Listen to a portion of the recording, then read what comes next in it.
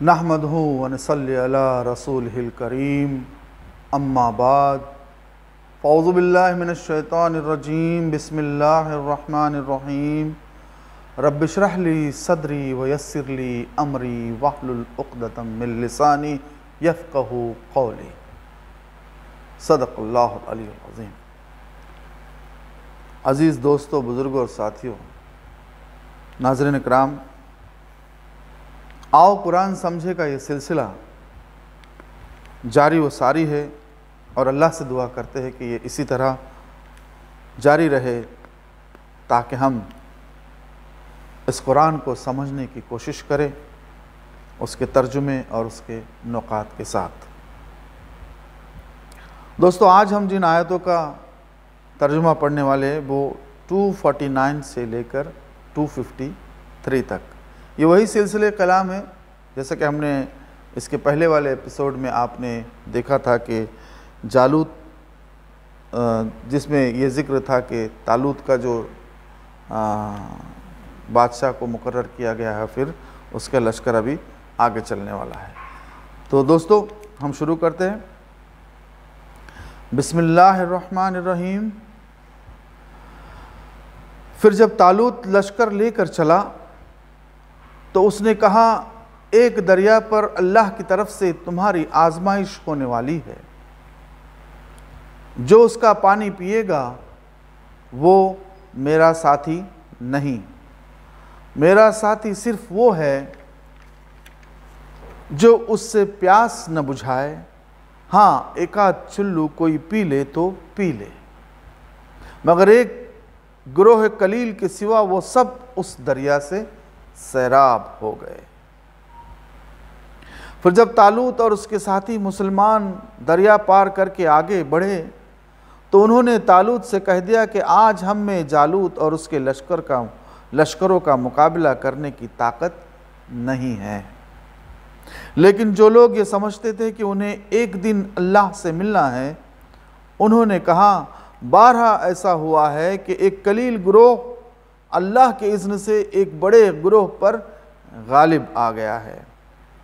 अल्लाह सब्र करने वालों का साथी है। और जब वो जालूत और उसके लश्करों के मुकाबले पर निकले तो उन्होंने दुआ की, ऐ हमारे रब, हम पर सब्र का फैज़ान कर, हमारे कदम जमा दे और इस काफिर गिरोह पर हमें फ़तह नसीब कर। आखिरकार अल्लाह के उज़्न से उन्होंने काफिरों को मार भगाया और दाऊद ने जालूत को कत्ल कर दिया और अल्लाह ने उसे सल्तनत और हिकमत से नवाजा और जिन जिन चीज़ों का चाहा उसको इल्म दिया। अगर इस तरह अल्लाह इंसानों के एक गिरोह को दूसरे गिरोह के ज़रिए से हटाता न रहता तो ज़मीन का निज़ाम बिगड़ जाता। लेकिन दुनिया के लोगों पर अल्लाह का बड़ा फ़ज़्ल है कि वो इस तरह दफ़े फ़साद का इंतज़ाम करते रहता है। ये अल्लाह की आयत है जो हम ठीक ठीक तुमको सुना रहे हैं और तुम यकीनन उन लोगों में से हो जो रसूल बनाकर भेजे गए हैं। ये रसूल जो हमारी तरफ से इंसानों की हिदायत पर मामूर हुए, ये रसूल हमने उनको एक दूसरे से बढ़ चढ़कर मर्तबे अता किए। इनमें कोई ऐसा था जिससे खुदा खुद हम कलाम हुआ, किसी को उसने दूसरी हैसियतों से बुलंद दर्जे दिए। आखिर में ईसा इब्न मरियम अलैहिस्सलाम को रोशन निशानियाँ अता की और रूह पाक से उसकी मदद की। अगर अल्लाह चाहता तो मुमकिन न था कि इन रसूलों के बाद जो लोग रोशन निशानियाँ देख चुके थे वो आपस में लड़ते, मगर अल्लाह की मशीयत ये न थी कि वो लोगों को जबरन इख्तलाफ से रोके। इस वजह से उन्होंने बाहम इख्तलाफ किया, फिर कोई ईमान लाया और किसी ने कुफ्र की राह इख्तियार की। हाँ, अल्लाह चाहता तो वो हरगिज़ न लड़ते, मगर अल्लाह जो चाहता है करता है। बेशक सदक़ल्लाहुल अलीयुल अज़ीम व सदक़ रसूलुहुन नबील करीम।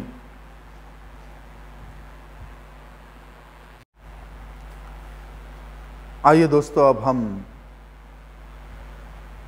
आयत नंबर 249 से 253 के नुकात पर गौर करते हैं। बिस्मिल्लाहिर्रहमानिर्रहीम। दोस्तों, सिलसिले कलाम चल रहा है अब तालूत के लश्कर का। तालूत जब लश्कर लेकर चला तो उसने अपने साथियों को एक इंस्ट्रक्शन दिया। वो इंस्ट्रक्शन क्या है? देखो कि फिर जब तालूत लश्कर लेकर चला तो उसने कहा, एक दरिया पर अल्लाह की तरफ से तुम्हारी आजमाइश आने वाली है। जो इसका पानी पिएगा वो मेरा साथी नहीं है। मेरा साथी तो सिर्फ वो है जो इस पानी से प्यास न बुझाए। हाँ, एक आध चुल्लू पानी पी ले तो पी ले, मगर एक कलील गुरोह के सिवा वो सब उस दरिया से सैराब हुए। दोस्तों, हमेशा जो कहते हैं ना कि बनी इसराइल का हमेशा यही मामला रहा है कि उनको जो कुछ कहा जाता है ये न करो तो वो करते थे, ऐसा न करो तो वो लोग वही करते थे। बहुत ही उनके अंदर एक हठधर्मी और एक एक्चुअली ये उनके अंदर एक जवाल और उनके अंदर ये कमज़ोरी पैदा हो गई थी। इसलिए उनका इम्तिहान हमेशा इम्तिहान ऐसे ही लिया जाता है अल्लाह ताला की तरफ से, और फिर उसमें पता चलता है कि कौन ईमान वाले हैं, फिर उनको छांटा जाता है और जो कमज़ोर है उनको अलग किया जाता है। और एक हमेशा जो ग्रोह रहता है, अब सारे बहुत से लोगों ने वो पानी पी लिया और कलील तादाद रहेगी। मतलब ये हुआ कि मुमकिन है कि इससे मुराद दरियाए उर्दन हो या कोई नदी या नाला। तालूत बनी इसराइल के लश्कर को लेकर उसके पार उतरना चाहता था, मगर चूँकि इससे मालूम था कि इसकी कौम के अंदर अखलाकी इंज़बात बहुत कम रह गया है, इसलिए उसने कारामद और नाकारा लोगों को मुयम्मज़ करने के लिए ये आजमाइश तजवीज़ की।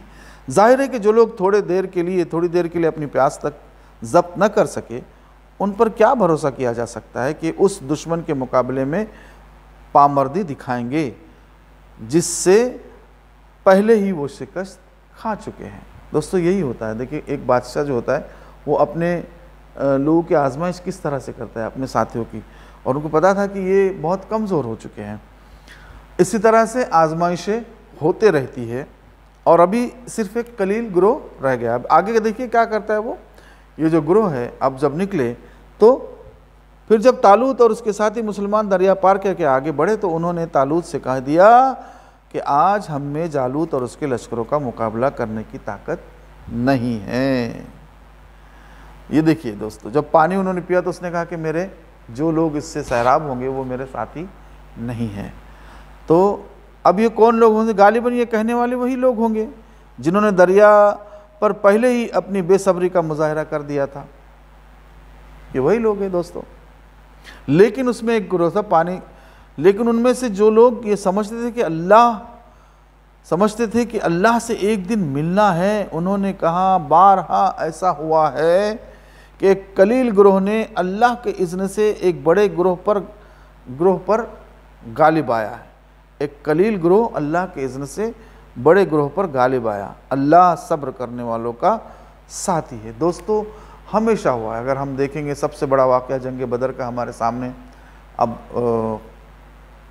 अगले एक हफ्ते के बाद जंग बदर का दिन भी आने वाला है। जैसे कि रमज़ान में जंग बदर हुई थी, 313 ने हज़ारों के लश्कर को मात दी थी और फतह हासिल की थी। ये अल्लाह की तरफ से थी दोस्तों। तो हमेशा ऐसा हुआ है कि जो ईमान वाले हैं, कम ग्रोह लेकिन मजबूत ईमान, उनको अल्लाह ताला ने कामयाबी अता की है। दोस्तों, आज जिस तरह से हमारी तादाद है, अनगिनत मुसलमानों की तादाद आज कितनी है दुनिया में, हम दूसरे नंबर पर थोड़े दिनों में शायद बराबरी में आ जाएंगे यहूद व नसारा के। तो कितनी तादाद है, लेकिन कहाँ कैसे मर रहे हैं, कैसे कुचल रहे हैं, कैसे हम लोग को काटा जा रहा है, किस तरह से हमारे साथ नाइंसाफ़ी बरती जाती है और किस तरह हम पर जुल्म ढाए जा रहे हैं, उसकी वजूहात क्या है दोस्तों? उसकी वजूहात सिर्फ़ और सिर्फ ये है कि हमारे ईमान की कमज़ोरी। हमने जो आप सल्लल्लाहु अलैहि वसल्लम की तालीमात थी उनको छोड़कर, आप सल्लल्लाहु अलैहि वसल्लम के जो तरीक़े थे, तौर तरीक़े थे, उनको छोड़कर हमने गैरों के तरीक़ों को अपनाकर अपने ईमान को कमज़ोर कर दिया और हमारे अंदर वो ख़राबी आ चुकी है, जैसे कि बनी इसराइल में वो ख़राबी आ चुकी थी और उनको ज़वाल पज़ीर हो चुके हैं। दोस्तों, यही हाल अब फ़िलहाल हमारा है। तो चलते दोस्तों आगे और देखते हैं कि क्या कहते हैं। अल्लाह सब्र करने वाले का साथी है। और जब वो जालूत और उसके लश्करों के मुकाबले पर निकले तो उन्होंने दुआ की। अब दुआ कर रहे दोस्तों कि ऐ हमारे रब, हम पर सब्र का फैज़ान कर, हमारे कदम जमा दे और इस काफिर ग्रोह पर हमें फ़तह नसीब कर। आखिरकार अल्लाह के इज़्न से उन्होंने काफिरों को मार भगाया और दाऊद ने जालूत को कत्ल कर दिया और अल्लाह ने उसे सल्तनत और हिकमत से नवाजा, जिन जिन चीज़ों का चाहा उसको इल्म दिया। दोस्तों, दाऊद अलैहिस्सलाम का जिक्र यहाँ पर आ गया है कि दाऊद अलैहिस्सलाम उस वक्त एक कम सिन नौजवान थे। इत्तेफाक से तालूत के लश्कर में ऐन उस वक्त पहुँचे जबकि फ़लस्तीनियों की फ़ौज का गराडेल पहलवान जालूत जूलियत बनी इसराइल की फ़ौज को दावत मुबारज़त दे रहा था और इसराइलियों में से किसी की हिम्मत न पड़ती थी कि उसके मुकाबले कोई निकले। हज़रत दाऊद ये रंग देखकर बेमहाबा उसके मुकाबले में मैदान में जा पहुँचे और उसको कत्ल कर दिया। माशाअल्लाह, उस वाक़े ने उन्हें तमाम इसराइलियों की आंखों का तारा बना दिया। तालूत ने अपनी बेटी उनसे ब्याह दी और आखिरकार वही इसराइलियों के फरमारवा हुए।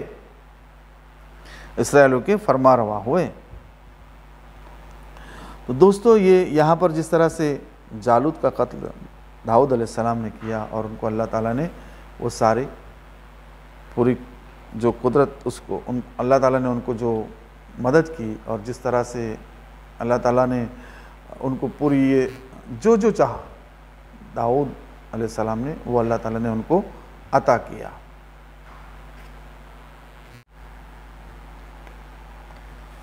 तो जिस तरह से दाऊद अलैहिस्सलाम ने जालूत का कत्ल किया और अल्लाह ताला ने उनको सारी चीज़ें अता की, हर चीज़ का इल्म उनको अता किया।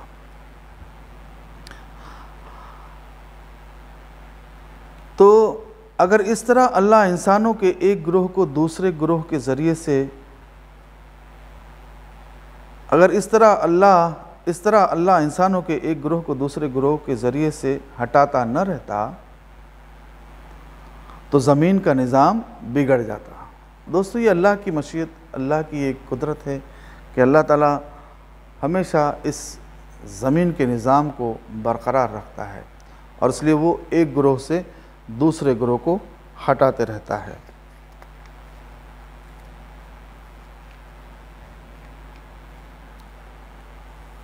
ये यानी अल्लाह ताला ने ज़मीन का इंतज़ाम बरकरार रखने के लिए ये ज़ाब्ता बना रखा है कि वो इंसानों के मुख्तलिफ़ ग्रोहों को एक हद ख़ास तक तो ज़मीन में गलबा वो ताकत हासिल करने देता है, मगर जब कोई ग्रोह हद से बढ़ने लगता है तो किसी दूसरे ग्रोह के ज़रिए से वो उसका ज़ोर तोड़ देता है।